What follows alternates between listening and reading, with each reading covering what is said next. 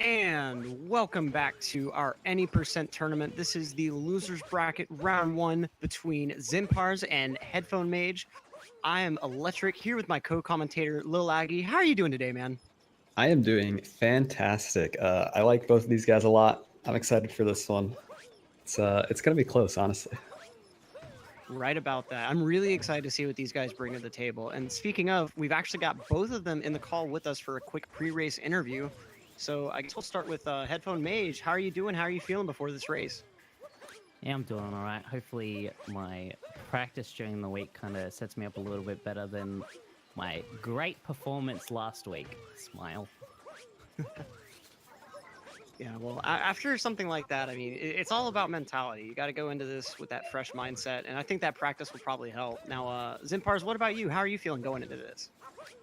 A bit nervous. I've got some cold fingers, so I might stick with safer movement options today. But yeah, overall pretty confident that I will just play to my best. That's all you can. Maybe do. even PB. That'd be awesome to see. That's for sure. Yeah, we've seen a lot of those race PBs this tournament so far. It's pretty surprising, actually. So for both of you, is there anything going into this race that you're really thinking is a little bit shaky? Something that you're kind of not looking forward to in the run? Yeah, Lake Kingdom. I just do not have a good time with that kingdom lately. I don't know what it is. I just either get the worst Goomba RNG known to man, or I just don't make the jump.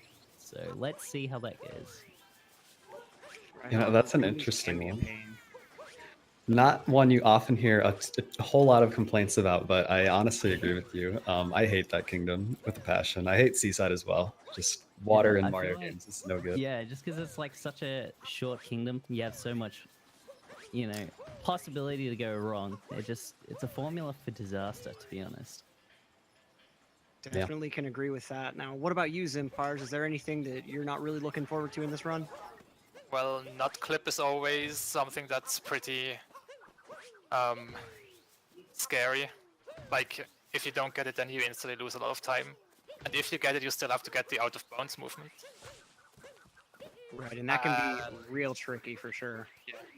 Other than that, just a big time losses. Usually, like Mecha Brutal, some parts in Luncheon and Lost.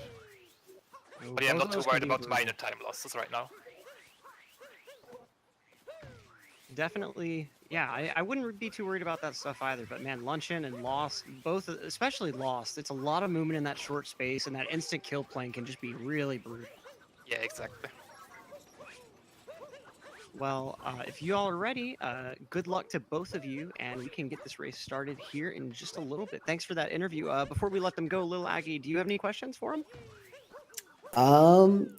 Yeah, actually, just real quick. So of course, preparation and mentality for races is always super important going into these things. So you guys want to walk us through how you guys have prepared for this one? Yeah, I try to do at least like one no reset a day, and then just if I have any issues within that reset, I'll just buckle down and focus on that for most of the day. So yesterday I was having a lot of issues with Wooded, not necessarily nut clip, just all of Wooded in general. So I just like sat down and just spent like an hour just, getting that out of my system and hopefully figuring it out. And that's just kind of the mentality that I take about it. Yeah, sounds good to me. What about you, Zimpars? Yeah, I've mostly just done no resets, so I can practice all of the run. Not as intensively as if you just focus on one trick, but that way you don't forget how to do like Luncheon Kingdom or Moon. Yeah, sure, absolutely. Well, all right. Thank you very much, guys, for that little bit of insight. We can go ahead and get you out of the call whenever you're ready, and we'll start this baby off. All right, definitely looking forward to this race, and to all of you out there, you should be too. These guys are pretty close, and if you think one of them is going to pull ahead pretty handily, definitely hit up vi.gg, the official sponsor of this tournament. They will cover up to 20 pounds on your first bet if it is a loss due to the GSA promotion. Just type !bet in the chat for more information. And yeah, amazing that they're sponsoring 3 tournaments before the end of the year. Yeah, really awesome from the guys from buy.gg. It's really made these 3 tournament sets been a lot more interesting, just way more on the line. We've really seen the level of competition step up to the plate. Absolutely. And it looks like these guys are off. We'll have them synced up in just a sec. Now, Cap Kingdom, there's a little bit of tricky movement here and there. Not a whole lot to go wrong. Like if you practice left side a whole lot, that's taken care of. But there are a lot of minor things, and we'll see who kind of pulls ahead in this really initial part. Yep, I wouldn't expect too many issues to come out of either of these guys. We'll see if they go for left side, which is just a super teeny tiny time save towards the end of this as we enter the topper fight. But even if you miss it, you're going to fall behind 10 seconds at most. So nice and easy start. And honestly, in a lot of ways, it's better than trying to go up right side and bonking or just having bad jumps, bad momentum. That's really, I think, the advantage of left side. Oh no! Actually taking a death right at the start. Oh my god! I was thinking it, but I didn't want to say anything. I've definitely done that before. It's easier than you might think it is to just, barely miss. Oh. Man, just barely out of range of that fence. Wow. I'm surprised we're seeing this big of a lead this early on. And of course, that is tragic. Also taking that moment to pause right before the cutscene. Sometimes you just get a bit trigger happy. Zinpars, nice landing on that ledge there. Ooh, and beautiful frog vectoring. Yeah, he's looking good, but oh man, Tom's got to be shaking at this point. I'm sorry, HeadphonedMage. His name's Tom, friend of mine, but definitely not the start you want to see. No siree, but hey, it could just be that moment that kind of he has to reset himself mentally, say, okay, let's get back to it, and that may be his major mistake for this beginning half. We'll have to see. Zinpars with a nice right side. Let's see if Headphone going for that left side. Nice triple jump. Very nicely done. Give him a little bit of his time back there. Definitely gonna need it. But yeah, you definitely make a good point. It is all mental, taking a huge time loss like that right at the start. Typically, I think most people would definitely take that as a negative, but it could also just kind of separate you from the race entirely and just, allow you to focus yourself more on you instead of how your opponent's doing and just say, okay, I'm already behind, but, I'll just take it moment by moment and keep on going. Exactly. And that's the biggest thing you have to do is get yourself in that moment by moment mentality. So it looks like Zinpars with about a 12-second lead over HeadphonedMage at the moment. We'll see how that shrinks in Cascade. Yep. HeadphonedMage is a 1.2 runner here, so we won't be seeing any FMS out of either of these guys. Oh, Zinpars actually misses the chain chomp pull. That's going to cost him a little bit of that lead that's already pretty thin. HeadphonedMage with that nice entry. Let's see if he can get the chain chomp right. Nice corner hit.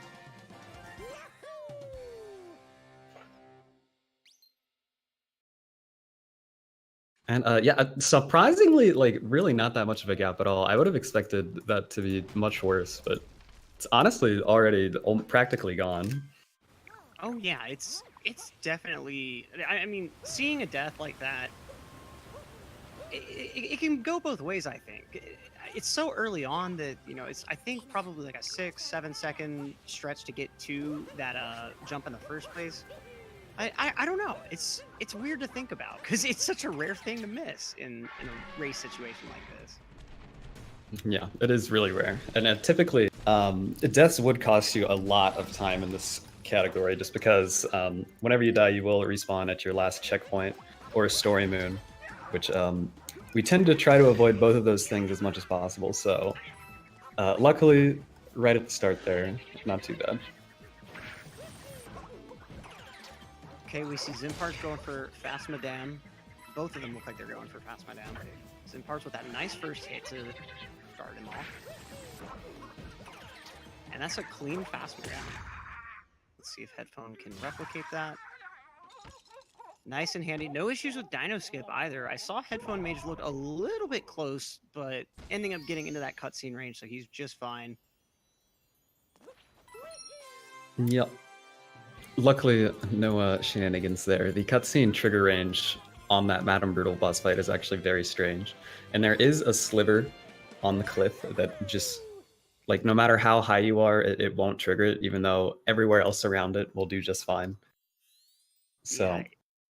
Dino Jump, even though there's a reliable setup, sometimes it's not the most reliable trick in the world. yeah. It's definitely a little tricky. There's some, like, invisible wall stuff that can go on as you try to approach the trampoline. It's just, it's more involved than you may think. Oh yeah. In some cases, you're actually kind of better off like doing a little bit of realigning on that corner just before landing on the trampoline, just to make sure you get your left foot right exactly where you want it. Yeah, sure.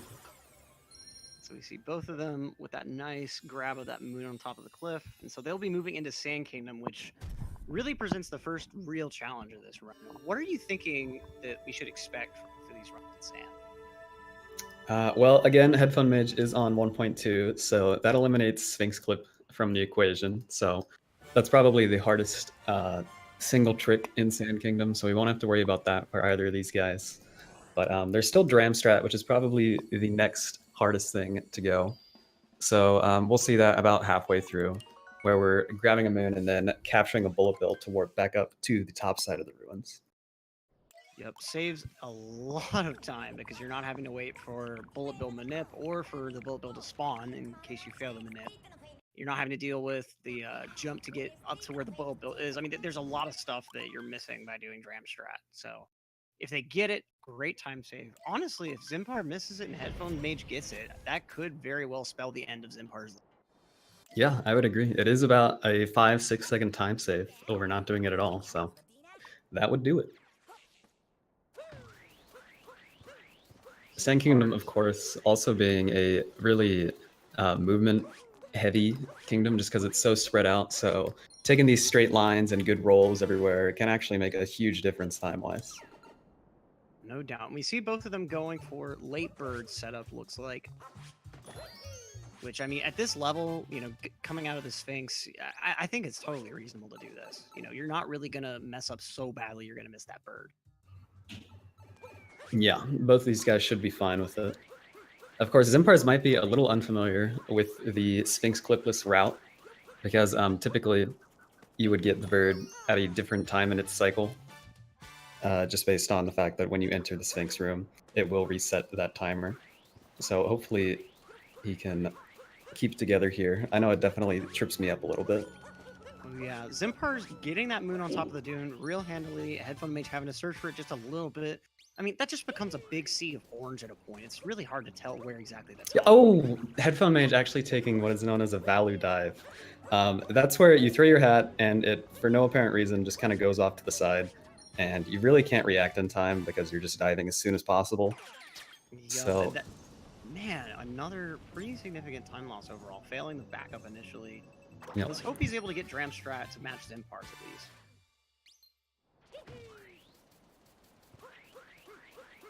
Setup looks good to me.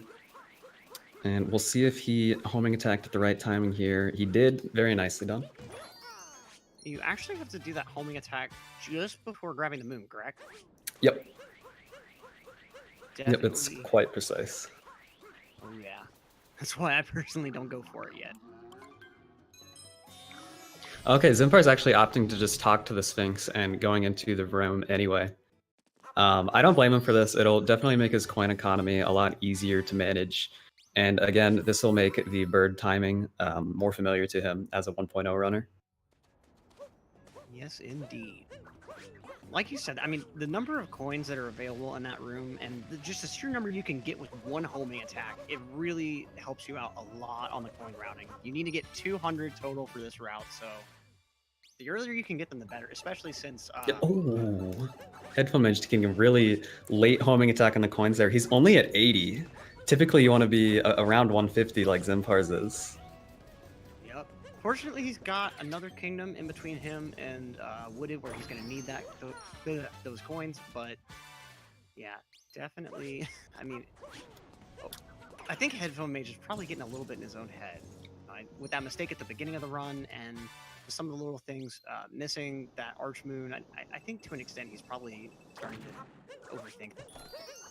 Yeah, it's certainly a possibility. It can be frustrating making a mistake that early on, and honestly, the Death and Cap Kingdom, sometimes you don't even feel like it's your fault. Getting the dive to go the exact right direction you want can be really frustrating, and then that value dive on the Archway Moon is also just entirely not his fault.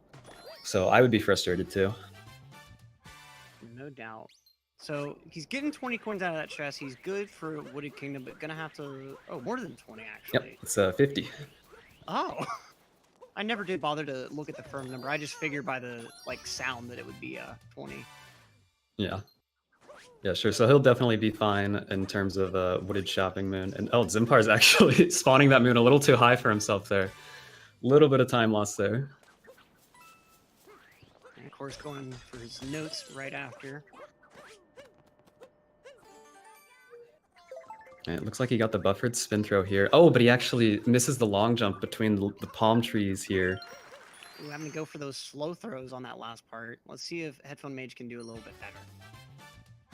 Ooh, Headphone opting for the fancy strat where you actually spin throw before you even climb up the tree. Definitely faring a little bit better on that segment. Yeah, the lead is pulling a fair bit closer. Let's see. We see Zinpars at the Odyssey, Headphone on his way there. They're exiting with probably about as much space as they started with. Maybe a couple seconds more one way or the other, but still a very nice close race. Now we're going into what HeadphonedMage indicated was one of his least favorite moments, late Kingdom. We'll see if he gets that initial jump. We'll see if the Goomba RNG treats him well, just generally. We'll see if breaks that curse. Yep, definitely one of the shorter kingdoms in the run, but can be equally as frustrating because of that, because one single mistake, and if you're doing PB attempts, you're probably going to lose time to your personal best, so it's really frustrating. And again, just as a water kingdom, it's just weird movement, not really a whole lot going on, but a whole lot you can mess up. Absolutely. I mean, the swimming, and in particular in this game, the swimming can be really just weird. I mean, you have to try to do dives in order to actually swim forward at any remote high speed. But, like, especially when you're going for the Pipes Moon and Wooded, it can be really hard to not execute a ground pound instead of that dive. Nice throw from Zinpars. Yeah, HeadphonedMage also seeming to get a pretty good vault here. And the Goombas... oh, actually does not weave in between them. So going to take a little bit of a damage refill there on collection of this next moon. That'll cost him about 2 seconds. That's a shame, honestly. It looked like he was just barely out of range, but... Yep. And there's his worst nightmare coming true. Ooh, and a bonk around the corner here. He's definitely not too pleased with this one. Not at all. Let's see if the fish jump manages to go well for him, and of course, the brutal fight right after. Rango can definitely be one of the more just weird brutals. If you mess up the strat, you can lose so much time, and it's really hard to, especially in the interface where he's just doing the jumping around in the spiky hat. Ooh, Zinpar's having a lot of trouble with this cheap jump here. He's not getting his positioning the way he wants it. Okay. Finally up and entering into the brutal fight, but that's a huge opportunity for Headphoned here. No doubt. Let's see how he executes this. Okay, opting for the wall jump method and getting it first try. That is definite time save. Rango fight going well for Zip. Oh, not actually going too well. He's gonna have to. Okay, recovery. All right, pretty good basket. Yep. Yeah, as you were saying, the Rango is definitely kind of one of those weirder brutal fights in that it's not really difficult, but if you mess it up, it goes south really quickly. So luckily, Zinpars is able to get a quick hit off to finish the fight. If he missed that, it would have been a significantly larger time loss because he would have to wait all the way until Rango gave him another opportunity to get a hit in. Right. And I mean, if you're going to make a mistake during that fight, you want it to be during the exact part that he did. Like I was saying earlier, if you make a mistake when he's jumping around in the Razor hat, it's so difficult to get back on top of him. And you pretty much just have to wait out that phase, waste a good 15 seconds or so. Definitely a lot closer than they were going into this kingdom.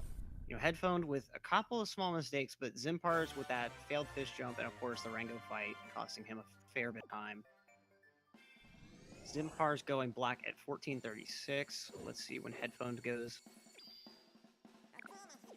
Yep, the lead is shortened to about 7 or 8 seconds at the moment. Yeah, and you have to wonder if these guys are tuning into the race as they go along here. So they could be flying blind, or they could be in the know on how this is going. Personally, I kind of like to not really tune into the race as much. I did in my earlier GSA matches, and I realized that it was just making me more nervous than it needed to be. Right, because ultimately, I mean, unless you have a couple of really tricky strats up your sleeve that you only want to pull out if you're kind of far behind, I mean, your opponent's performance doesn't really affect how exactly you want to do your run, so... Yeah, exactly. Zinpars is going for the nice first-person camera strat there, just to save a couple of frames on this shopping trip. And so that's a good comparison. So you see when Zinpars talked to the shopkeeper there, after going in first person, the dialogue started immediately, but HeadphonedMage, without the first person, the camera does have to do a little bit of a pan before the dialogue actually starts up. Interesting, I didn't actually know about that optimization. Yeah, it's really, really tiny, but in dialogue-heavy categories, it can add up quite a bit. Any percent doesn't really matter. Okay, so Zinpars in the out-of-bounds section for Nut Clip. Ooh, and HeadphonedMage misses it. He's going to have to either go for Rock Clip or just go back to the traditional route here. This is about a 30 seconds difference if he goes with the traditional route. But we also see Zinpars looks like he's having a bit of trouble with this out-of-bounds movement. Yep, can't seem to get the cap bounce he wants. There he goes. All right, he's got one shot at this moon grab. And he gets it. Very nice. And looks like Headphone is just going for that traditional route instead. I really don't blame him, honestly. Yeah, no, that is definitely the right call. Rock Clip, one of the more difficult clips in the game. It's really unreliable, really confusing in how it works. So I would rather just not mess with it. Absolutely. Looks like some good pipe movement so far. Let's see if he's able to get that last cycle with the fuzzies. This last jump here can be really weird to time. But he handles it like a champ, and he's moving on just fine. Very nice performance from Headphone so far on that traditional route. He's actually going to be about where Zinpars is in just a moment, approaching that leg maze. Yep. Now, are you I expecting... noticed... Oh, you go first.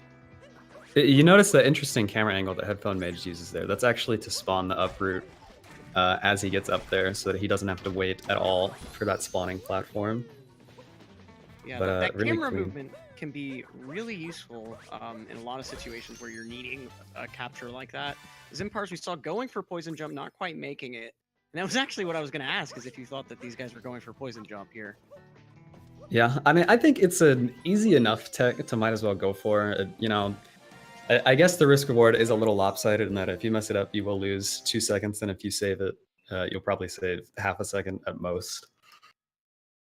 But yeah, the buffer jump there, not terribly difficult.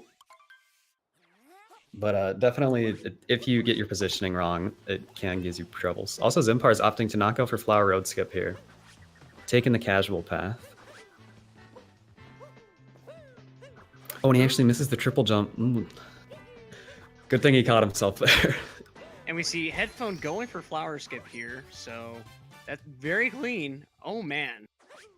He's definitely made up a lot of that time. Oh, missed ground pound, but that's okay. Yep, and even with missing the nut clip route, he's only 1 moon behind. Or no, not any moons behind, really. So he's just going to have to go through this and do Spewirt, whereas Zinpars has the option of either doing Spewirt or the Spewitless route. So we'll see what he opts for here. Now, how much time does the Spiritless route save?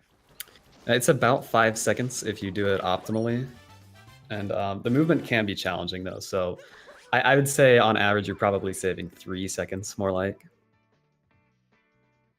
I see. So we'll see if he opts for that. Looks like he's going to go with Spewirt. Can't blame him. Definitely the safer choice there, especially if he's not completely confident in the Spiritless movement here.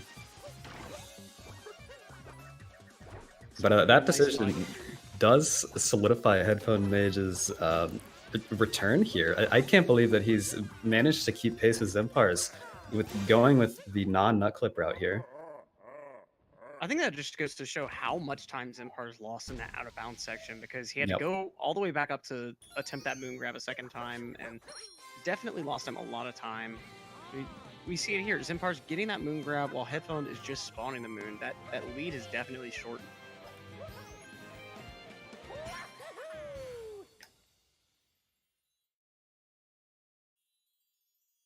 Yeah, it's about a 5-second lead at the moment, judging off of that moon animation.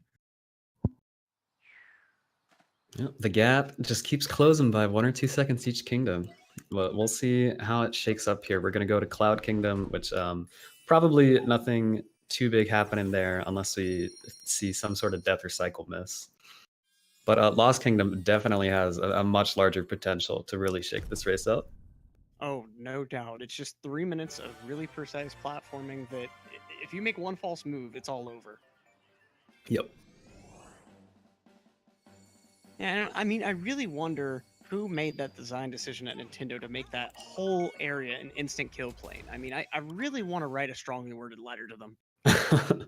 Definitely a bold choice on their part. You know, it could have just as easily been nice, refreshing water. Right? Or you know, maybe like poison water that 3 hits will kill you. But no, purple insta-kill goop. Yes, Halo Child, a family-friendly aggressive letter.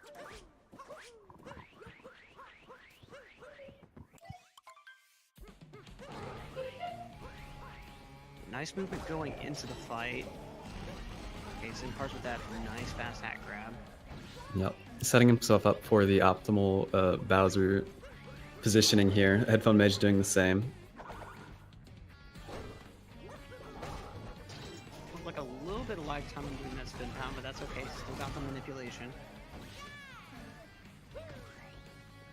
For those not aware, doing that, Bowser will jump to the platform directly opposite you. So if you roll to a platform adjacent to yourself, you'll actually shorten the length that he has to jump, which saves you a little bit of time, a fraction of a second, but it all counts. Yep. Bowser with the good geometry lesson here. Absolutely. Although I've posed this question before, why did he choose to fight you with that spike ring surrounding the arena? I mean, that seems like such a costly design choice, but also he gave you the ability to defeat it. You know, with Bowser, it's all about the aesthetic. It really adds to the imposing, you know, kind of aura of threat around the arena. I think Bowser really likes that kind of persona that he's made for himself as a dangerous, spiky dude. So, you know, he just wants to know Mario that he means business. That's very fair. I never considered it that way. And what I've also never considered was both of these guys getting such a great meme tree. Oh my god. Yeah, excellently done. Zinpars also nailing the butterfly there. That is my personal least favorite part of this kingdom, is this stupid butterfly moon, but luckily no issues this time. Zinpars is actually coming up to my absolute least favorite part. After this ground pound going for that tree branch moon, I can't tell you how many times I've dived just a little bit short, and then of course instant kill plane right underneath. Yeah. Oh, Zinpar is actually almost doing exactly as you mentioned here. Having a lot of trouble here, but luckily not taking a death at least. But we're practically synced in the same moon grab animation, just a little bit behind for HeadphonedMage here. Yep, and let's see, clean so far on that grab. Let's see how exactly the explosion goes. Zinpar looks like he has a decent setup. Okay. So equal on that exploder moon there. What are those creatures called? I know they have a technical name. Is it like a beetle? It is a trapetal. Trapetal. Interesting. A trap beetle. Ooh, and HeadphonedMage actually going for the double trapetal route rather than... No, it looks like he's going for Stone Cage Moon instead here, and instead of the Caged Gold Moon that Zinpars opted for. I see. Yeah, exactly that. Yep, and HeadphonedMage... he's going to take a death here. Yep. Luckily So not too big of a deal. He'll respawn back at the Odyssey, But that actually puts HeadphonedMage in the lead since he was able to do that recovery. Yeah. Oh, I'm sorry. I'm getting my cameras mixed up here. Yeah. So yeah, Zinpars is opting for the safer stone cage strat there. My mistake. I'm just Totally fine. jumbling everything up here. With how but yeah, close they HeadphonedMage. were, it's real easy. Yeah. So HeadphonedMage, he had that Death and Cap Kingdom, and a couple little bobbles here and there, but he's definitely back on his A game, going ahead and taking the driver's seat. Let's see if he can maintain that through Night Metro.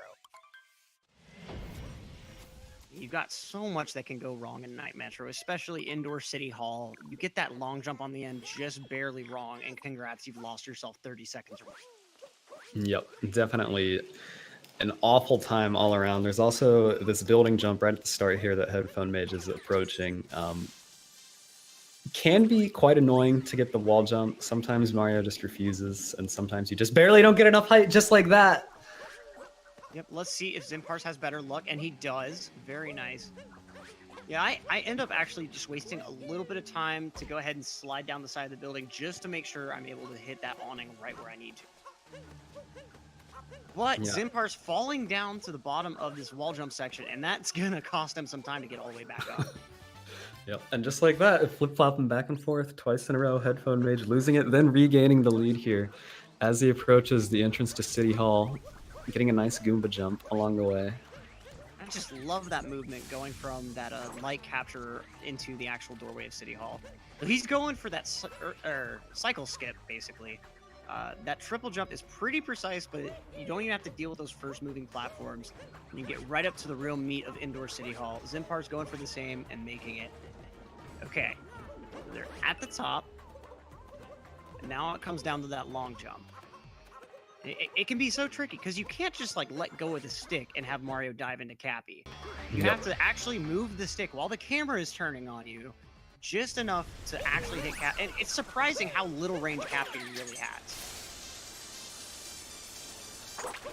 Yeah, luckily no issues this time around, but definitely a bit of a clinch moment. Now we see HeadphonedMage making quick work of that initial Wiggler phase. So this movement here is real standard, but what really is going to determine just who's coming out with a great Night Metro is if they're able to get that 2-cycle Wiggler. The Wiggler movement on the second cycle is pretty much random, so it's really hard to be able to plan exactly where you want to be in the first place. And I mean, missing just one of those segments, again, you just lost a minute right there. Yep, exactly. And sometimes, really, if you get unlucky enough, there's nothing you can do, and you're going to 3-cycle this. This is definitely the height of RNG in this game, however small it is. Yep, now we see Headphone taking damage right there, but that's okay. Looks like he's got all those segments. Okay, so 2-cycle is in the bag for him. Very nice. Wiggler decided to be pretty nice. Zinpars. Bit of a weirder pattern here. He's got some missing segments. He should be able to clutch this out. All right, very nice. It was a close one for sure. Missing some shots there. A bit of a slower fight, but he avoided the worst of it. Absolutely. So, I mean, especially if Wiggler decides to loop around himself, the way the hitboxes interact can just make absolutely no sense and make hitting him pretty much impossible. Yep. Fun time. Absolutely. So now they're going into Day Metro, and we'll probably be seeing some real nice movement out of these guys. Definitely looking forward to Scooter Clip. Of course, that delayed capture at the very beginning. Yeah, and in addition to those, we'll see if they opt for the newer Metro route here, where you kind of take the flingy traffic cone things over to Pauline instead of just warping there. Ooh, and Headphone actually missing the scooter at first, but nails the drive-by strat. Very nice. That can be really difficult, and it does save a few seconds over having to do the more lineup method, but if you... Okay, both of them getting that drive-by. Wow. Yeah, really clean. That's definitely not only is it a good time save, but I find that one to be a major confidence booster, just because it feels so nice to just nail that. No stops needed whatsoever. So hopefully these guys are both feeling themselves now. You got that nice little hand stretch from having to turn your controller basically upside down. Yep. And we'll see now if HeadphonedMage wants to go for the safer route, he'll warp now, but it looks like that's not the case, so he is going for the 1 second faster route here, but actually takes a bonk on the cardboard. So, I'm sorry, the wooden box. So he will not be saving any time here, but he's committed to it at this point. Yeah, both of them actually going for this. Kind of interesting. Yeah. Oh, Zinpars attempting another first-person strat there, but he was a little too close to Pauline. Gave her a knock.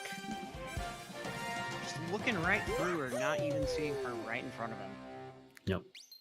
Nice collecting that moon off the drummer, and you know, I've always kind of liked how you leave New Donk City with just a drummer and a bass player in their concert hall for the festival in 80%.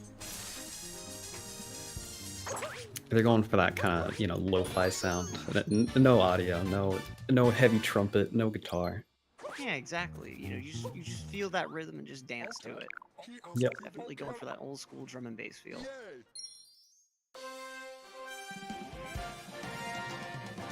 So now they'll be going into the second part where they're transporting to the top of that tower, going for the how do they take out the trash moon, and of course that immediate dive down back onto the girders. With how much you're going up and down in this next section, there's a lot that can go wrong.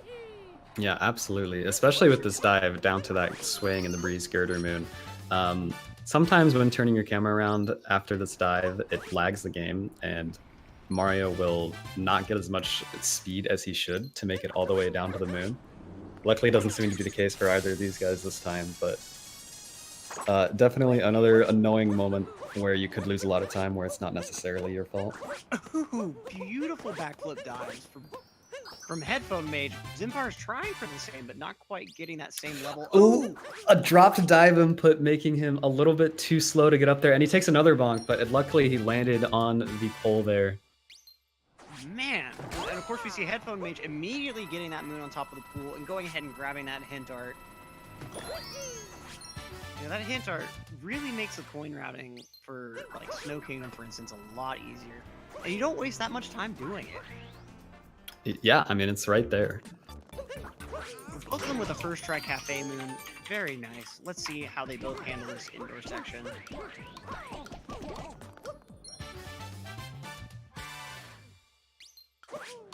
Looking like so far so good for both of these guys. Oh. Little bit of a hiccup from HeadphonedMage, but actually a big hiccup from HeadphonedMage. He missed the pole there. He's gonna have to go all the way back. Ooh. And now the camera's fighting him. Oh man. Yeah. Oh, this is hard to watch, man. It's HeadphonedMage losing that lead just to like missing that pole. That's rough. Yep.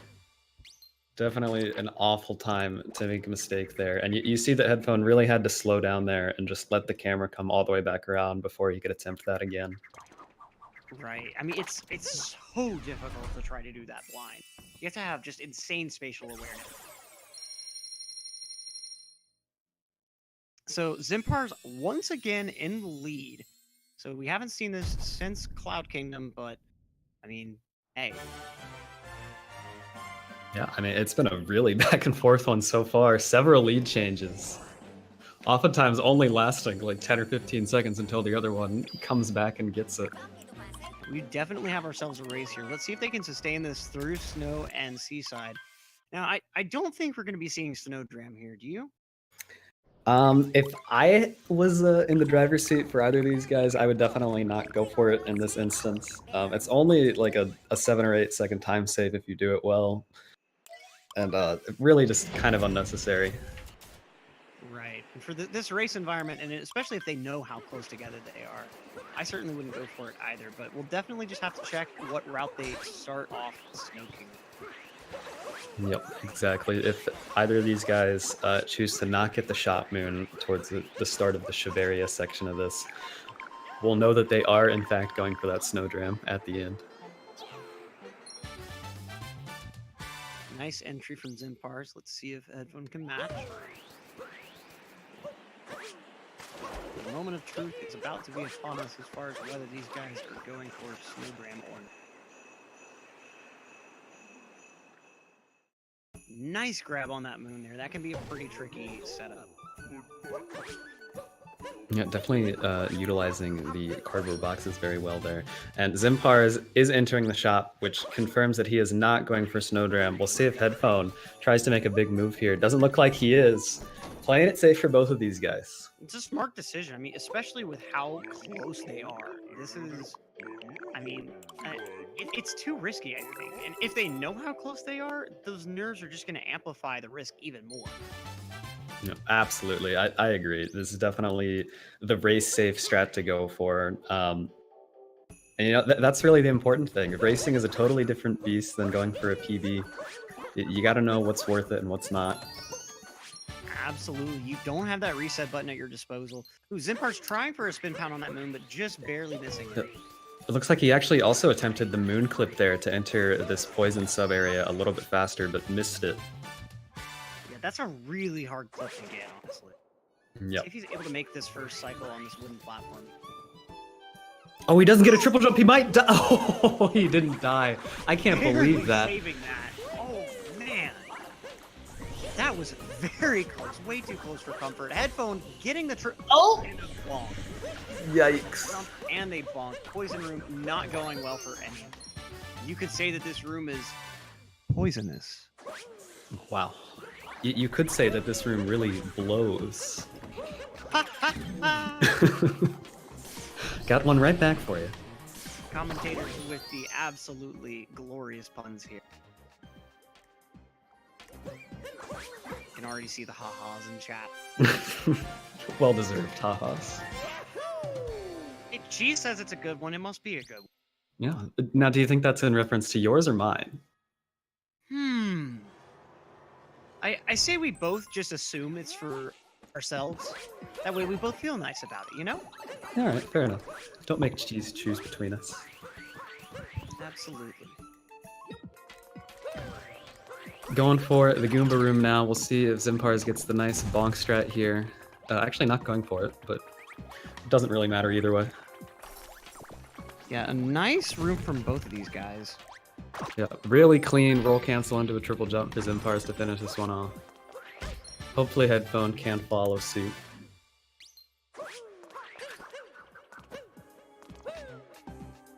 Okay, looks like he went for a bit of a safer setup with no roll cancel, but nails the triple jump all the same.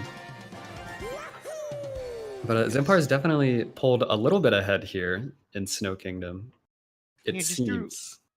Just through a bit better execution overall. And I mean, if you look at the mistake that they made in the poison room, I'm not really sure what would have wasted more time. Zinpar's barely avoiding that death there.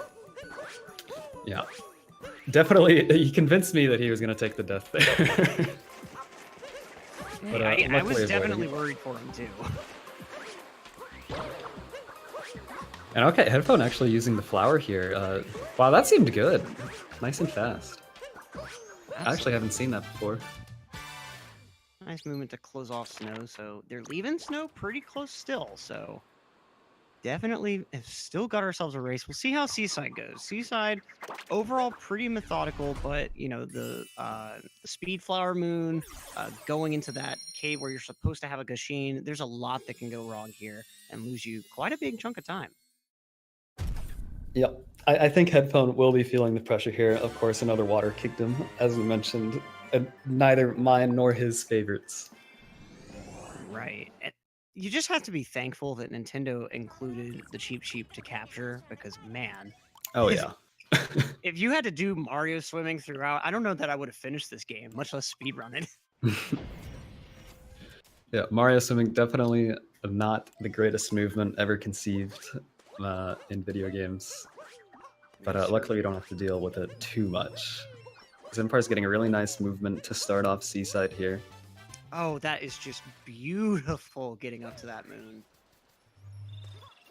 And that can be some pretty tricky movement, especially like you need to really time your jumps well to get all the height you can when going up for this wall jump here that Headphone just made. And of course, seeing him missing that ground pound, I mean, there's a lot of different stuff that can happen to like impact negatively.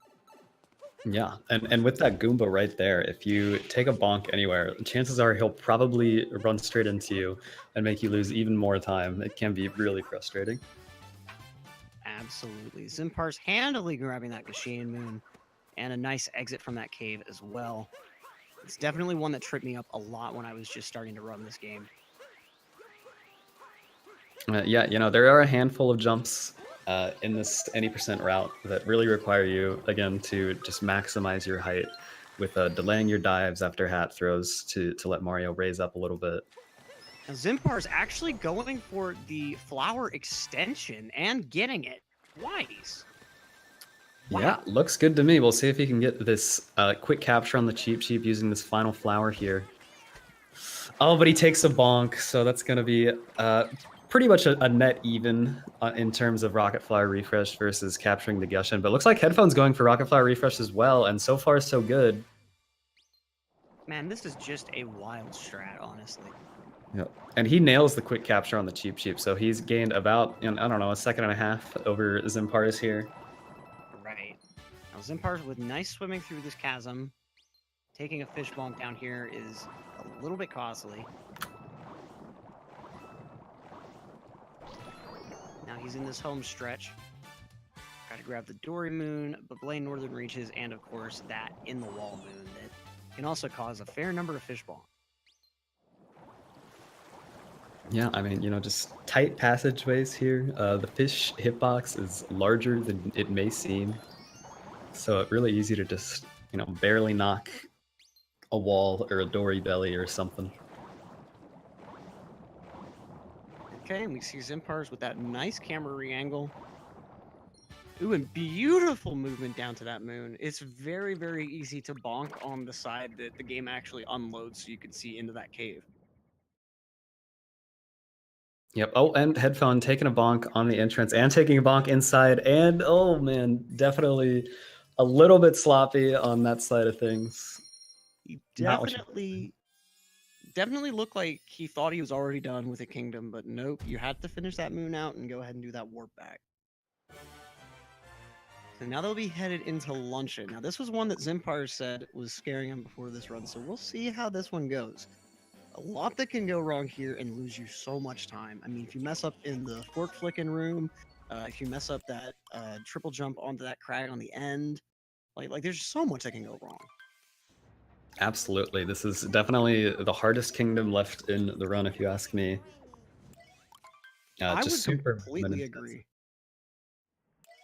Lots of little tiny tricks that, you know, they save time, but not like an insane amount of time, but they add up all together so that Luncheon IL times, that's individual level times, it can really vary from runner to runner. Zinpars nailing one such strat with the salt pile triple jump. Man, that salt Very pile nice. triple jump is wild. Really, like, your safest bet is to do the backflip off of that ledge on the left. But if you can do that salt pile jump, saves a fair chunk of time since you're able to just run straight for it. Yep. Headphone doing the same. Very nicely done. Zinpar's getting that beautiful roll cancel to start the spirit fight here. Now, we did just receive word from the back that HeadphonedMage actually got a gold on that seaside. Wow, interesting. So I'm guessing it was the flower refresh that mainly got him that extra time. Because with the 2-3 fish bonks or so, a little bit surprised that it golded, but I mean, that flower refresh definitely saves a fair amount of time. Yeah, I would have to agree. Definitely a bit of a sloppy ending and a little bit of trouble at the start, but way to go, Headphone. Absolutely. Both of them handling this spirit fight with ease and grace. And now we'll see how these guys handle getting probably the most awkward moon in this Luncheon route, where we have to dip into this sub area just for a couple of seconds and then attempt to roll cancel out of here without hitting the lava. Yep, it's definitely stressful. And you could tell he got that really quick since the platforms weren't even fully out of the lava. He attempts the roll cancel, but did not quite get around the corner fast enough. falling into the lava. He's going to take a bit of damage there, and he'll have to either grab the checkpoint to heal or just take the refresh. Looks like he's going for the checkpoint. That's what I would do too. I mean, the refresh costs a fair bit of time, a bit more than you maybe think. Yeah, it is about 2 seconds, regardless if you're, 1 or 2 HP missing.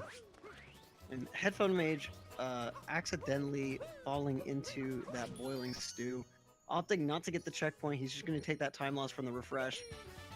Now, Zinpars got the nice triple jump after the roll pound to go over to that rooftop really quickly. Headphone actually taking the alternate route. Haven't seen this from a whole lot of runners. Yeah, I believe Headphone's strat here is the optimal one if you nail it, which he did pretty well on. But Zinpar's got a really clean turn it into the pot there. Headphone about as good. But we'll see if Zinpars can get this camera manipulation strat to work out for him on this Potaboo capture. Oh, it's going to be a little close. I think he should be okay. Oh, just barely. That can be a hard one to catch. And now they're going into fork flicking, having a little bit of trouble actually getting into the door, but... Oh, HeadphonedMage taking damage. He's at 1 HP and had to double back there. Luckily not taking a death at least, but his Potaboo cycle is a little funky now. Zinpars seems to be handling fork flicking pretty reliably. Nice getting up to that platform off the fork. It's actually really hard to be able to do that. A lot of the time, that fork is just able to propel you over to that other side, and that's it. Getting that angle and getting the flick exactly right with the motion control, I mean, it's a little bit harder than it is. Oh no! HeadphonedMage missing that homing attack, taking a death in fork flicking room. This is what I'm talking about. That's why this room is so brutal, because of stuff like that. Yep. You hate to see that, because that's more on Cappy than it is on HeadphonedMage. Exactly. Of course, you do have a little bit of control over your homing attacks. He will try to go for the nearest thing in whatever direction you shake the controller, but sometimes he just doesn't, and it seems like it's one of those times. Yup, and this is not the time that HeadphonedMage really needs for that type of stuff to happen. Man, if you do the motion controls just a little bit too early, or if you're just a little bit too low, I mean, there's a lot of little things that can just completely screw up that capture. Yeah, and we can hear the ambulance arriving to try and revive Headphone's run here. Yeah, hopefully the operation will be successful. They better have brought a real nice defibrillator, because, I mean, after a mistake like that, the whole way down, you gotta bet he must have been just shaking his fist at the sky. Yeah, having a little bit of trouble with the pan bro here. Come on, there we go.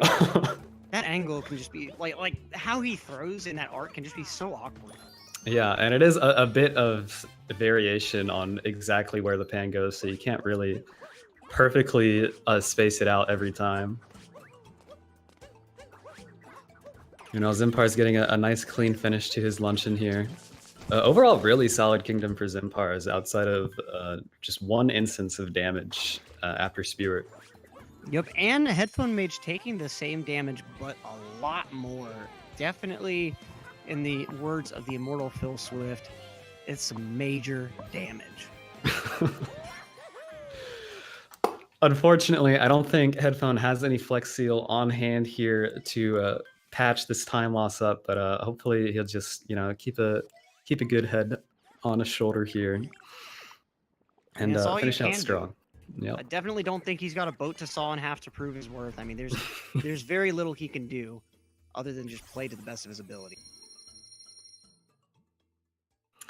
Oh, he's okay. Good wall jump back up there. He did not get the double jump he was looking for there, but luckily not falling all the way down the mountain here.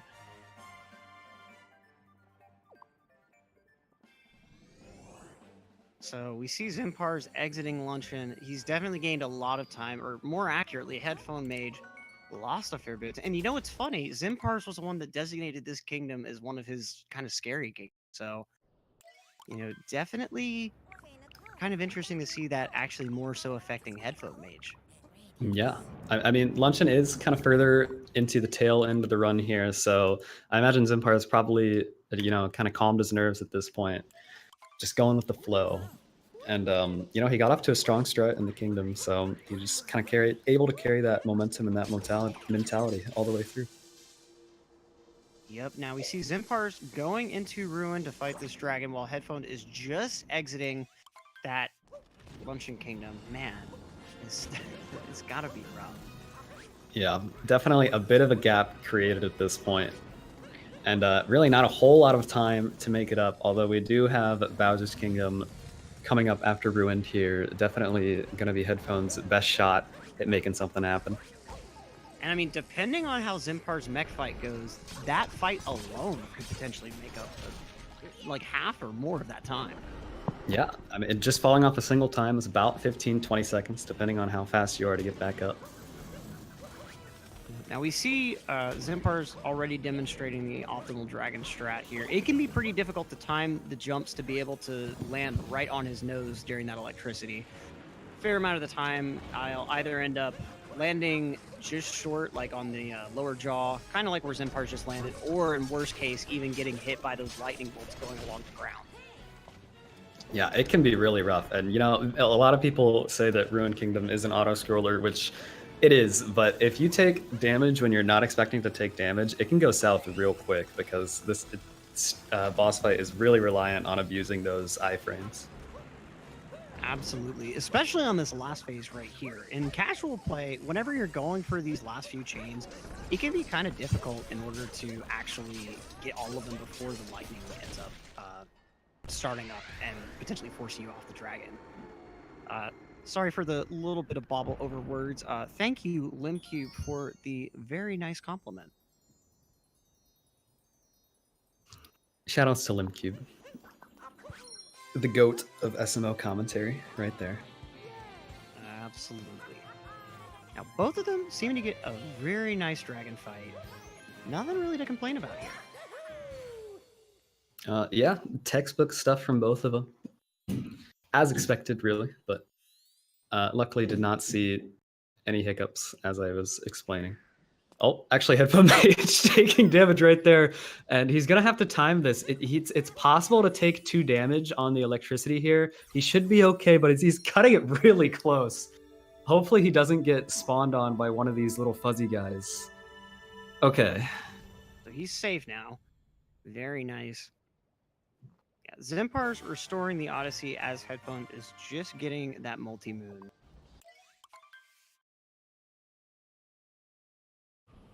Just taking us on a little bit of a trip there, HeadphonedMage, but luckily nothing came of it.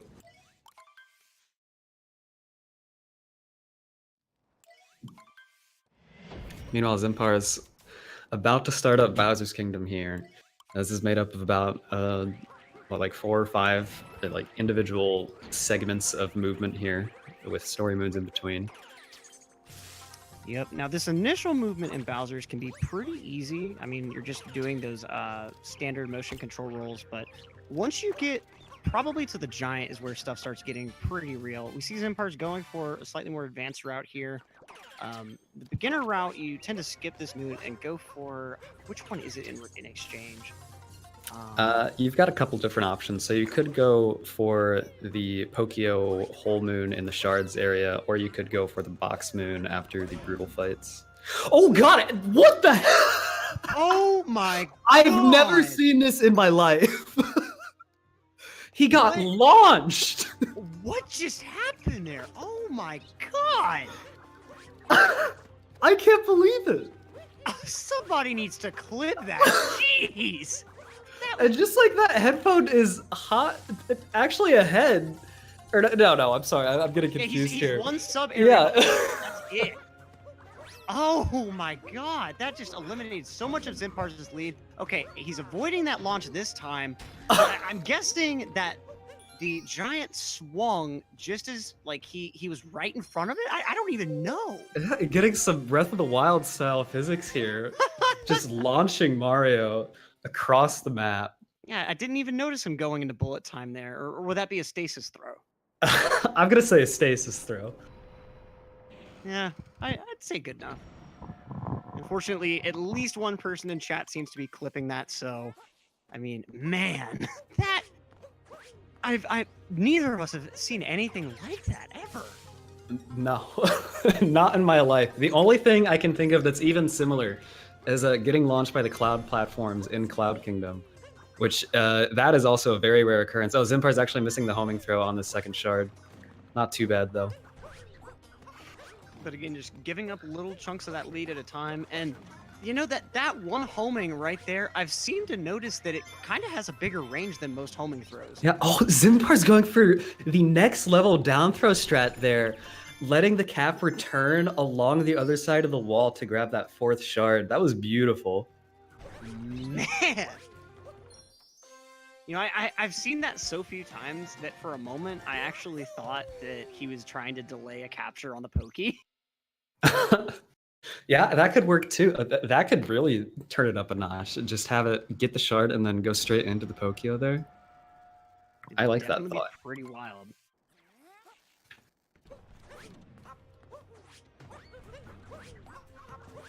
Okay, so we see Zinpars getting his second moon here.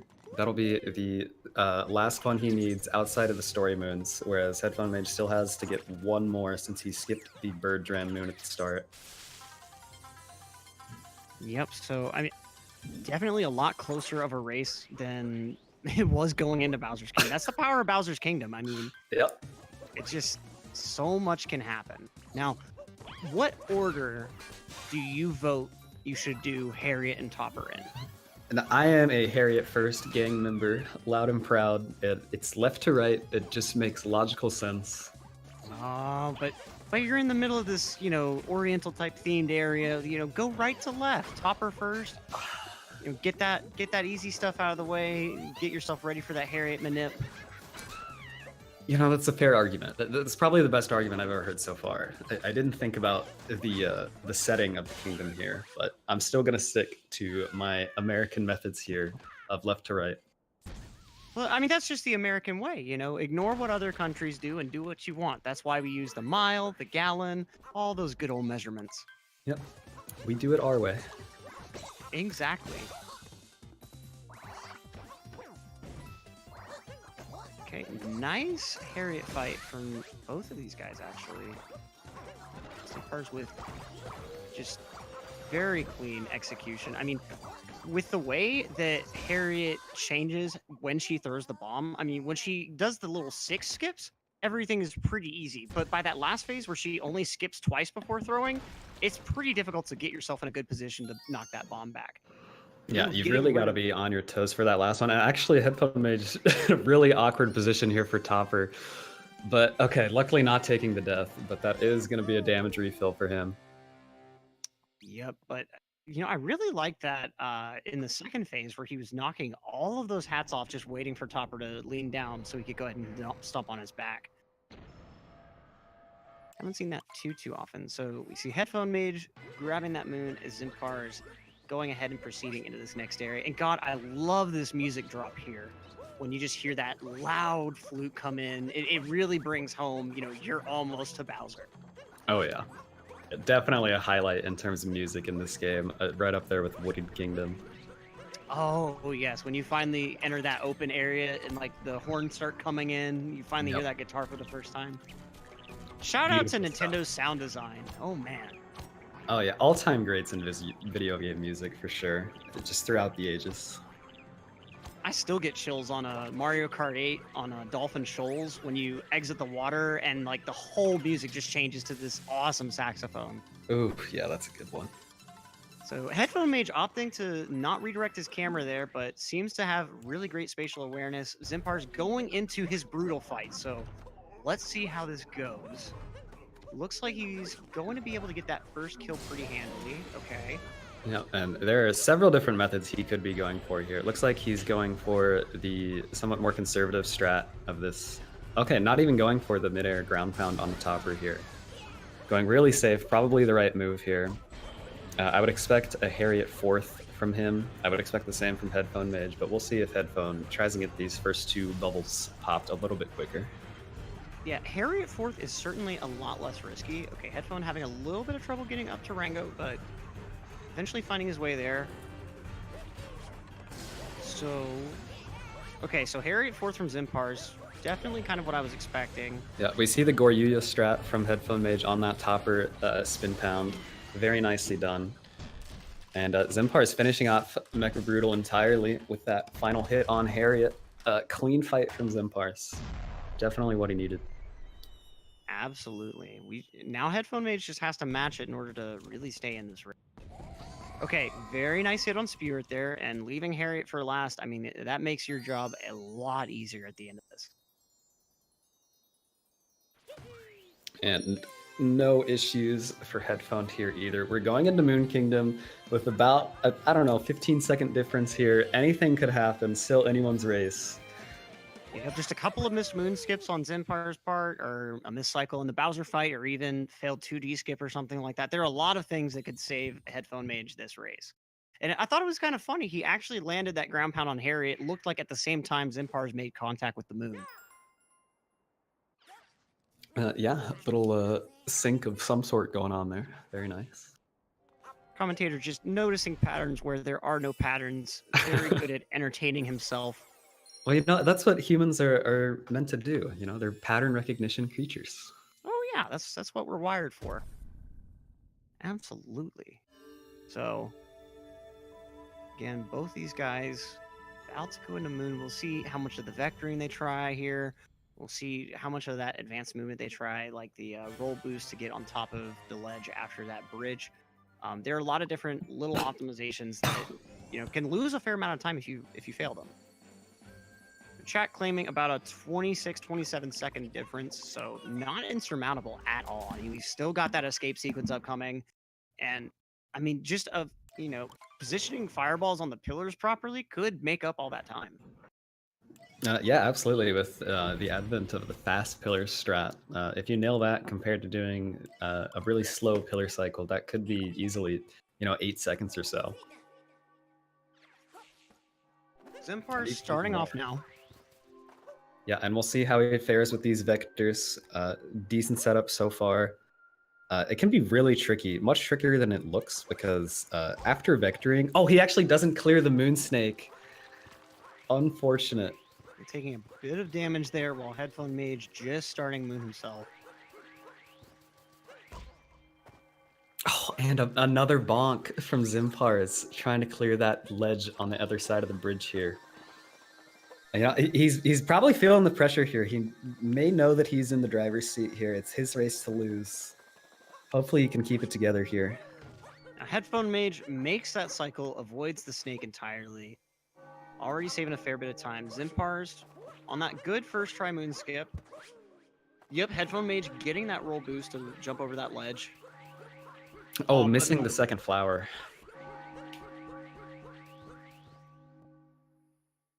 Just tiny time loss there. He had a very nice rollout to maintain his momentum, but he's actually missing the Sphinx head here.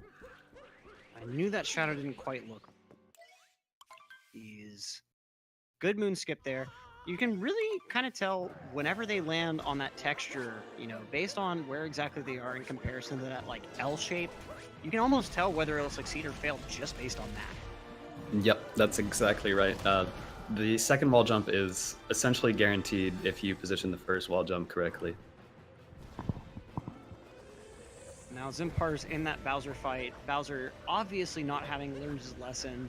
He must just be a form over function guy all the way, since he still insists on putting that fence up. Yeah, absolutely. I mean, look at that hair. Also, HeadphonedMage actually missing the first hit cycle here. Oh, no. Homing the cap back to him a little too early. That's going to be about 10 seconds lost. And he's really going to have to hope for a major mistake from Zinpars at this point if he wants to have a chance at winning this one. No doubt about that. He's definitely going to have to, step it up, get a better second part to his Bowser fight. Yeah, I mean, everything is on the line here. We are in the loser's bracket for this match, so whoever wins this one is going to be the only one moving on in this tournament. Oh, Headphone actually forgetting that he has 2 tail swipes there and going for punches early. Is that what? A momentary lapse in focus. I'm sure he won't forget it this time, but that Man. might seal the deal here. Of course, Zinpars could take a late death and escape and lose at multiple minutes, but that's fairly unlikely to happen. Yup, and I can't believe that. I mean that's for a You moment know, I thought that he was trying to do a weird like cycle interrupt strat that I'd never seen, but wow. Yeah, that happens more often than you may think. I've definitely done that a couple of times myself. You know, you're at the end of the run and you're just kind of panicking. You want to finish it, and you know the other fight he only swings once. So, getting another early capture on the hat. Oh man, this fight is just falling apart for HeadphonedMage. Bowser is really throwing him through the ringer. Meanwhile, Zinpars failing 2D skip by breaking that block. Failing is probably not quite the right word since that implies death, but you get the general picture here. Yeah, maybe a blessing in disguise. Who knows? Maybe he could have missed that 2D skip if he was able to go for it. True. Nice fireballs on this wall here. Seems to be okay, barely not breaking it before reaching it. That's still fine. And HeadphonedMage starting his own escape sequence. So it's gonna come down to whether Zinpars gets a nice execution on the pillars. Yeah, and just checking Zinpar's PB here real quick. I believe he has a 106.41, so he actually might be on PB pace if he gets a good pillars room here. Or no, 106.29 is his PB. Okay, probably going to be a little out of reach for him in that case, but still, playing this close to your PB in a race setting is very impressive. No doubt about that, and with pretty few mistakes overall. HeadphonedMage having a little bit of trouble with 2D skip, but getting it at the end. Zinpars finishing off that last pillar. Yep, it's pretty much Zinpars at this point. I mean, there's not really a way to die at this point. So. Yep. Just a formality at this point. Zinpars going into the wire, going to be shooting out momentarily. It looks like it'll be a 106.37 for him. 38. Meanwhile, HeadphonedMage just entering that final bit of the escape, so should be looking at probably high 107, low 108, give or take.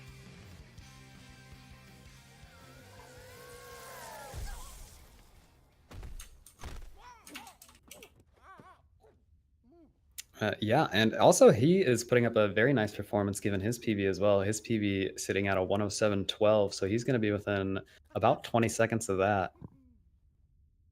So really, both of these guys bringing their A game for this one.